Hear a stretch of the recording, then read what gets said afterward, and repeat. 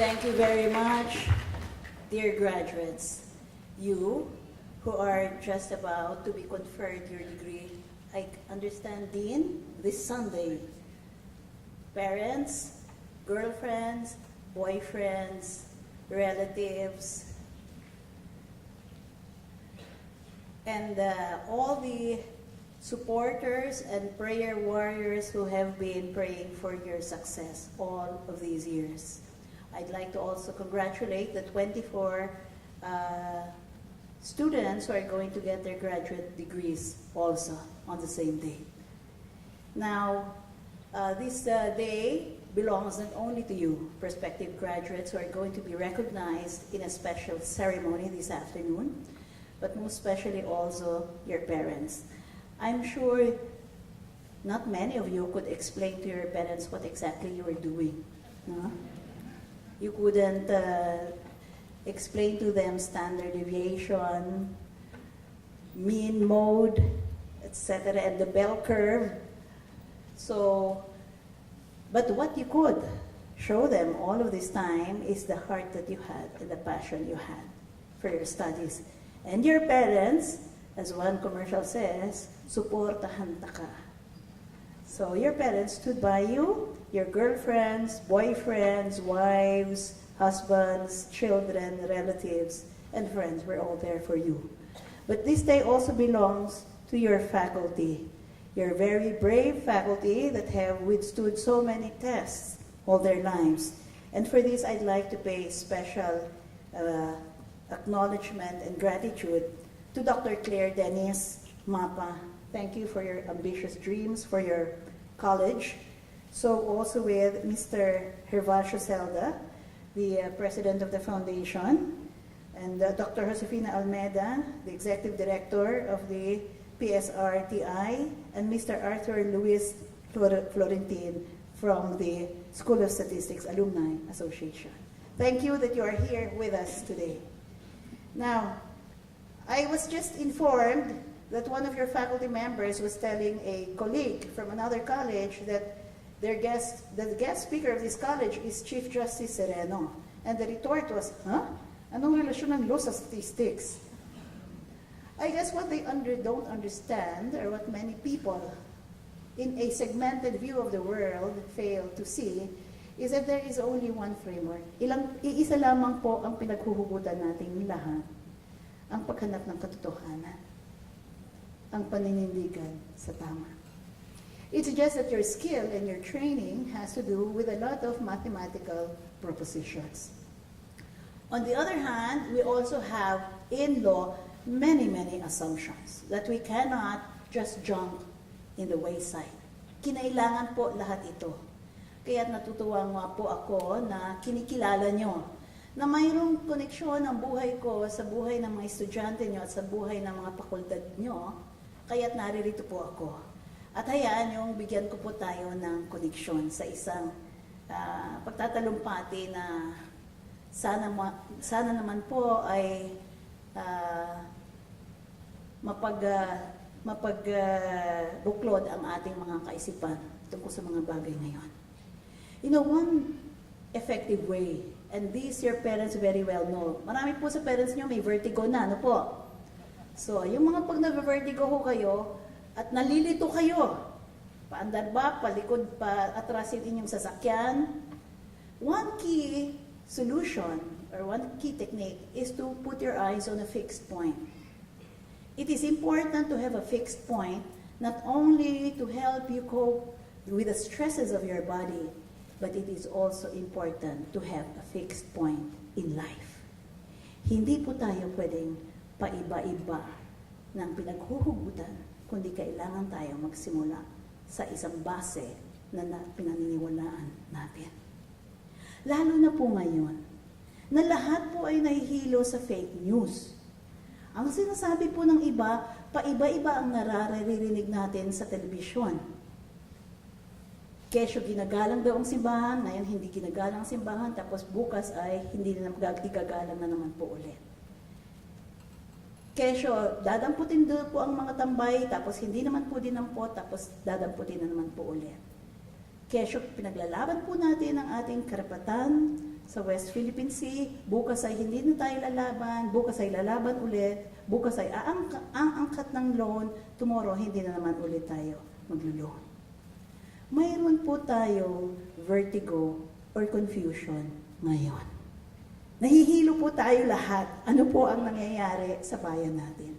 At hindi naman ho lamang sa bayan natin to, kundi sa buong daigdig ay nagkakaroon tayo ng kalituhan. Ano po ba talaga ang katotohanan? Paano po kami magkaka-fix point para hindi ho tayo magkakaroon ng emotional vertigo, spiritual vertigo, kung saan hindi na po natin alam ang tama at mali. Kaya ang ating instinct as a people is to say, ayaw na namin ng kaguluhan. At ito po ang magiging appeal ko ngayon sa mga graduates, sa undergrad degrees at sa graduate degrees. In statistics, as I understand it, you make common assumptions. In a certain sense, you make these assumptions, and unless or until the point where you are questioning those assumptions, they are your fixed points. Kailangan nyo eh. Otherwise, hindi man lang kayo makakapagsimula ng data analysis nyo. Some of these, pasensya na po parents, normality of distribution, homogeneity of variances, linearity of data, and independence of data. Centuries of mathematical theorizing, yung mga pangalan po na hindi natin kayang i-pronounce kasi mga European na maraming Z at S at nagkakasikot na ganon. Observation and testing went into a consensus that you as a profession try to make so that you could basically say, yes, those assumptions are generally fairly accurate and reliable up to a certain point. And this is where I will laud the fact that the schools of statistics, and I know many from you, are really very well-intentioned people. But we live in a time of history when good intentions, perhaps, are not enough for you to move forward in this world. In a world that is called as a post-truth world. Anong ibig sabihin ng post-truth world? It is where a population no longer go through the process of understanding truth. Hindi na po sila patient. Talon na lang po kagad sila sa isang konklusyon nang hindi po pinag-aaralan ang base ng kanilang mga opinyon. You cannot help, you graduates cannot help but sense that the confidence that the public has developed for your craft is increasingly being challenged. That's why you have so many bloggers saying that government is not presenting the data accurately. You have young people making their own graphical analysis and questioning even the basis of statistical data. Recently, maalala niyo po mga magulang, nagalit ang marami kasi bakit daw sinabi pwede na daw ang 10,000 na base na at nagkaroon po ng panahon na kailangan ipaliwanag po ng NEDA saan po nanggaling yung 10,000 na yun. Siguro kayong mga magulang yung 10,000 allowance lang po ng mga anak nyo, no? So, parang nagwawari ang lahat. Saan po ba patungo itong mga datos na ibinibigay sa atin? It calls to mind what Mark Twain said in chapters from my autobiography. In 1906, and this is more than a century ago, sabi po niya, ito ho, palagay ko, tayo, medyo mas naiintindihan natin ito. Sabi po ni Mark Twain, literary figure at the time, figures often beguile me, particularly when I have the arranging of them myself, in which case the remark attributed to Disraeli would often apply with justice and force. Sabi po niya, there are three kinds of lies. Lies, damned lies, and statistics. Hindi naman po totoo yun na sinabi ni Benjamin Disraeli yun. Kasi parang hindi naman ho yata na record ever na nasabi ng British Prime Minister na hindi siya naniniwala sa statistics. But Mark Twain was embodying the common man's belief na baka pinapaikot lang siya ng mga taong may monopoliya sa numero, ngunit hindi po maipailawanag sa isang payak na isip kung anong ibig sabihin ng mga numerong iyon. Mayroong disconnect.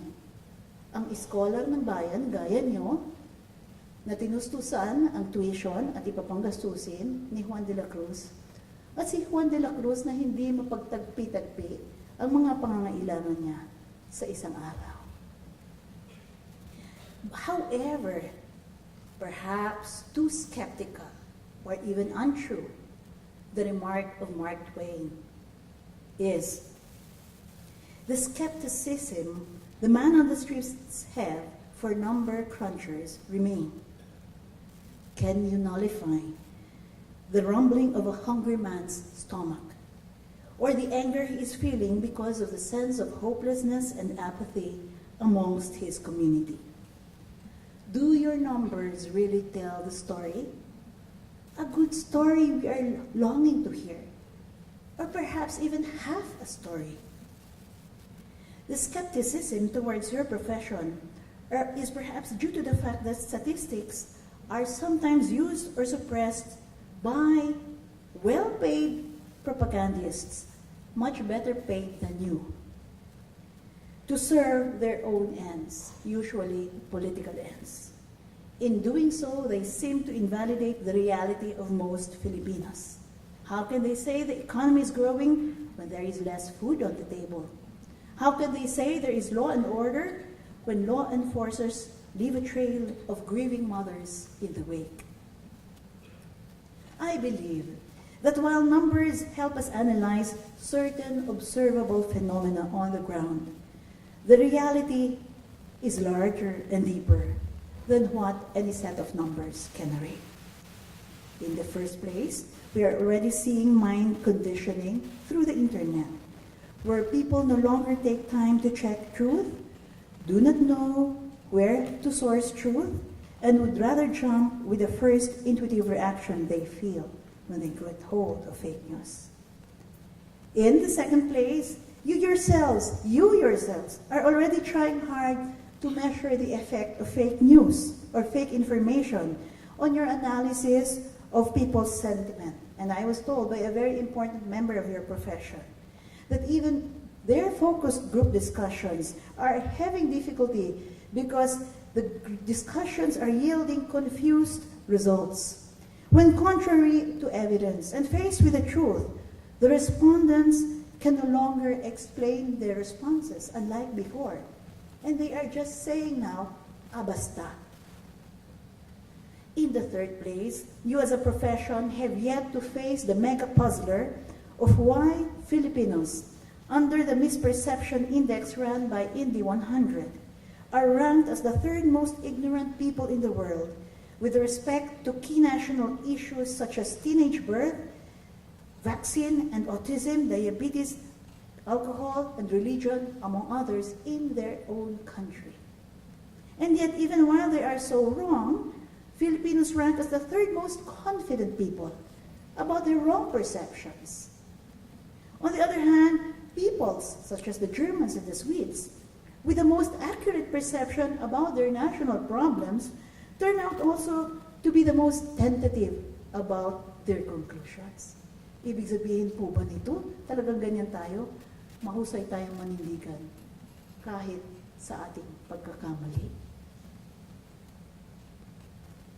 In other words, does the Filipinos' passion or emotions get ahead of the search for truth? And this is what I wish and request you to reflect on. What has UP, what have all public universities, and specifically, what has the profession of statistical analysis done to propagate belief in data and search for the truth? Paano niyo po binigyan ng diin sa ating mga kababayan na bago humusga, tingnan muna po ang katotohanan. Are data just considered now as tools to political ends? Or are they used to steady people's feet and keep them grounded to more objective, scientific, observable data? And from there, have you helped Filipinos make reasoned judgments on how we can move forward as a nation? What I want to say is more than scientific accuracy, your profession must be seen as embodying a passionate desire for truth to be used to bring about good, and to shield your data from manipulation and from those who seek to enslave our people. There is no such thing as a neutral profession. Either you use your skills, talent, and time to build a good nation, or you use them to tear down our democracy, or you watch passively and be effectively complicit in the manipulation of truth. You are actually in a unique position to ensure the emergence of truth. You are able to take individual statistics to qualitatively unearth the real situation. You are able to put huge amounts of data together to paint a real big picture that is badly needed for our nation to move forward. This is your magical power. Use it to inspire hope. Point the way forward and engender genuine change. In other words, I believe so much in the creativity and nobility of your profession. Use it also to tell the propagandists and prove to the public that they are lying. Be the light that unmasks deception. Let our fixed point be genuine democracy and social justice. If we keep our eye on the prize and let ourselves be led by our highest values, nobody can sow confusion and fear ever again. And statistics will have its rightful place within the respected sciences. And as a final note, let me just say this, because many keep on asking me this: how am I doing? I can tell you, I am all right. Lies have very short shelf lives. Truth will ultimately win out. Good will always prevail over evil. And we will have the chance to elevate our country again so that it can occupy the noble place that our forefathers have put it into. There was a time, several times in our history, when the world looked up to us. With your help, young graduates, that time when we will reclaim that glorious past will happen again. Tutulungan po natin ang ating mga kababayan, mahanap mulit ang katotohanan. At dahil po sinasabi ko sa inyo na nangako po ako na ang aking boses ay sa taong bayan, naririto po ako, hindi po ako bibitaw sa katotohanan at sasamahan ko po kayo. Maraming pong salamat.